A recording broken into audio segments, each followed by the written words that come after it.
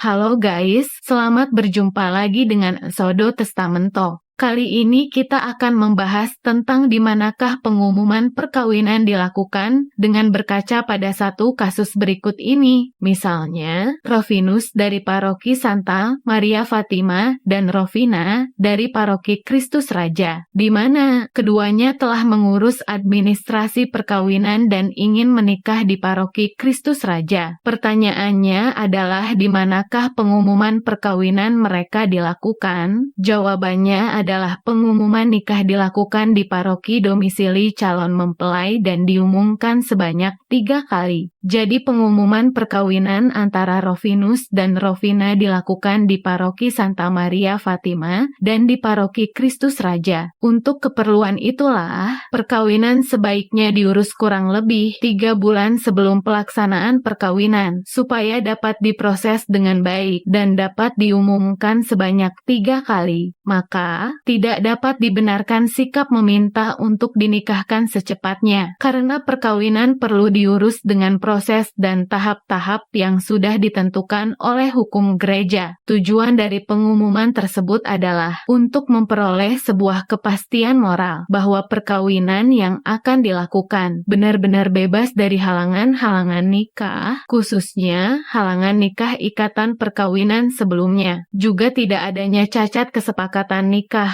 dan tidak ada cacat dalam tata peneguhannya. Pengumuman dilakukan sebanyak 3 kali, tetapi dalam kasus-kasus tertentu, pastor paroki dapat memberikan dispensasi supaya sebuah perkawinan hanya diumumkan 2 atau 1 kali, atau bahkan tidak sama sekali. Dapat terjadi jika suatu perkawinan diumumkan, justru akan menimbulkan batu sandungan bagi umat, karena umat berpikir mereka telah menikah secara sah di gereja. Misalnya, kasus pemberesan perkawinan, yakni seorang bapak yang sudah tua, dahulu menikah dengan istrinya di kantor urusan agama. Bapak ini ingin membereskan perkawinannya secara Katolik. Rencana pelaksanaan pemberesan perkawinan dapat saja tidak perlu diumumkan. Bisa terjadi, umat berpikir bahwa bapak ini sudah hidup baik dengan istrinya. Jika rencana pemberesan perkawinan diumumkan, bisa terjadi justru nama baik bapak itu menjadi tercemar. Maka, kasus-kasus berkaitan dengan pengumuman perkawinan diserahkan kepada kebijakan pastor paroki seraya melihat kondisi dan situasi yang ada. Tujuan dari pengumuman perkawinan adalah mencapai kepastian moral dengan cara meminta pendapat dari publik berkaitan dengan sebuah perkawinan. Pengumuman perkawinan dapat ditempuh dengan berbagai macam cara. Cara yang biasa dilakukan yakni diumumkan dalam perayaan Ekaristi hari Minggu. Cara kedua adalah lewat lembaran paroki, atau dapat juga suatu perkawinan yang akan dilaksanakan diumumkan di papan pengumuman paroki, baik juga jika disertai foto dari mereka masing-masing. Yang penting adalah tujuan dari pengumuman perkawinan tersebut tercapai. Dalam setiap akhir pengumuman disampaikan kata-kata ini: barang siapa yang mengetahui adanya halangan perkawinan dari para calon di atas, wajib memberitahukan kepada pastor paroki. Kata-kata ini menegaskan tentang kewajiban dari umat Katolik yang mengetahui adanya suatu halangan untuk melapor ke pastor paroki. Melapor ke pastor paroki merupakan suatu kewajiban, bukan anjuran, karena akan menyangkut sah tidaknya suatu perkawinan. Tentu saja, pastor paroki akan meneliti dengan hati-hati dan saksama jika ada laporan-laporan dari umat berkaitan dengan perkawinan yang akan dilaksanakan itu. Oke guys, demikian saja video kita kali ini. Jangan lupa tetap dukung channel ini dengan subscribe, komen, dan share ke teman-teman kalian jika bersifat informatif.